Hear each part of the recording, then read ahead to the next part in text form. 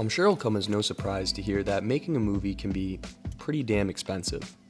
Whether it's sound design, lighting, camera angles, cast and crew, directing, screenwriting, editing, there are just so many elements involved in making a movie, it's usually a pretty rare thing to make one next to nothing.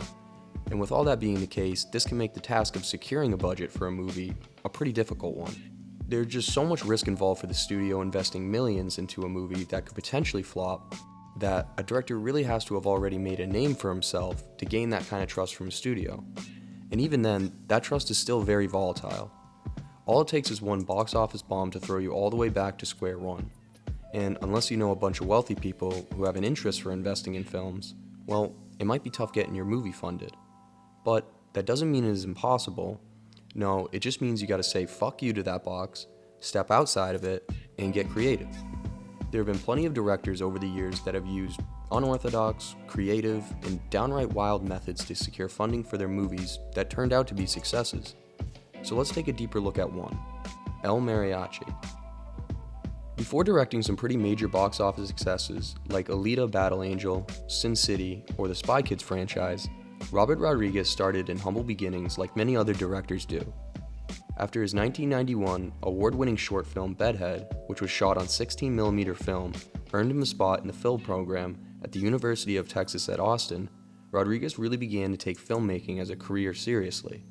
He quickly began working on what would become his breakout film, 1992's El Mariachi. El Mariachi follows a traveling guitar player who, while looking for a job, stops at a small-town bar where local hitmen mistake him for Enemy Azul, and unwittingly embroil the musician in a vicious mob war, to which El Mariachi must shoot his way out of. Rodriguez was able to shoot the film on a budget of just $7,000, which he was able to raise himself in a few different ways, and one of them is very interesting to say the least. He was able to secure a few $1,000s from his own savings and borrowing from friends, but believe it or not, the bulk of his funds came from this: medical testing. Yep, Robert Rodriguez willingly participated in various clinical trials and drug tests at the Southwest Foundation for Biomedical Research, which is now known as the Texas Biomedical Research Institute, located in San Antonio, Texas. All for his movie. Rodriguez talks about his experiences at the facility in his book Rebel Without a Crew, where he described how he spent weeks being subjected to various tests and procedures.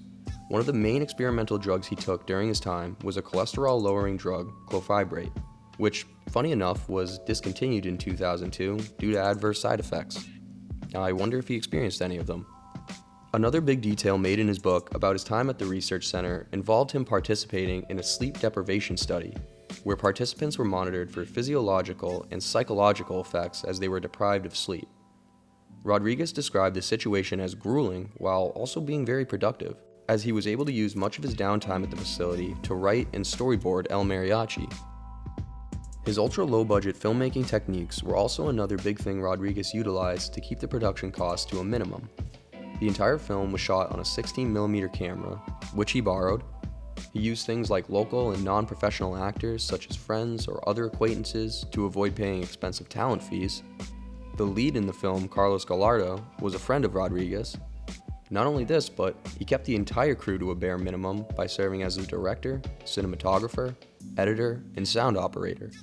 The guerrilla style of filmmaking was also a great help in keeping costs at a minimum for many of the locations in which Rodriguez shot he didn't have permits for. So, to avoid that issue, he would shoot scenes quickly, and often without permission, and then just as quickly move locations before they could be stopped. He also edited the film himself by hand on cheap editing equipment to avoid paying for expensive editing facilities, as well as using free stock music instead of hiring a composer or paying for music rights.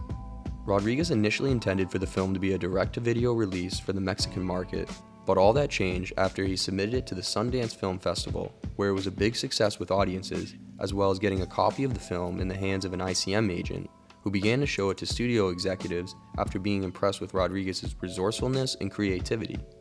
The film eventually got in the hands of some executives at Columbia Pictures, who were amazed at Rodriguez's ability to make a feature-length film on such a small budget. They saw that not only did the film itself have great potential, but so did its director, and acquired the rights to distribute it. After investing some additional funding to enhance the sound and visuals, Columbia Pictures then gave the film a wider release in 1993. The film opened in 67 theaters across the United States, which seems like a very small number for such a major studio, but at the time, and even still today, this was quite significant for an ultra-low budget film like El Mariachi. Despite the film's limited release, it was still able to garner up enough audience attention and critical acclaim, helping Rodriguez to receive widespread recognition for his talent as a filmmaker, as well as launching his career as a director for many successful movies to come. The original budget for El Mariachi came out to around $7,000 before it was picked up by Columbia. Once it was picked up by Columbia, after they made some post-production enhancements, such as sound, visuals, and marketing, the total cost had inflated reportedly to around $200,000 to $1 million, but it's more likely on the lower side. The film made $2,041,928 at the box office during its theatrical run. It's estimated that the film generated anywhere from $1 to $1.5 million in profit. Now, this is just an estimate, for the total profit after all expenses are not publicly stated. The $2 million profit would be around $4.5 million in 2024. Now, despite it being a very modest box office success by Hollywood standards, the profit it generated was substantial, considering the initial $7,000 investment. Even if you factor in post-production costs, the movie still did very well in a monetary sense. Even today, the film El Mariachi is one of the most profitable films in terms of return on investment. Robert Rodriguez remains a prominent figure in the world of filmmaking, for he was able to shatter conventional ideas about what is necessary to make a successful film, and help to inspire and pave a way for a new generation of filmmakers. So thanks, man. Well, that's going to do it for this video. I hope you guys enjoyed it. Leave a like and subscribe if you did, and hopefully we'll see you in the next one.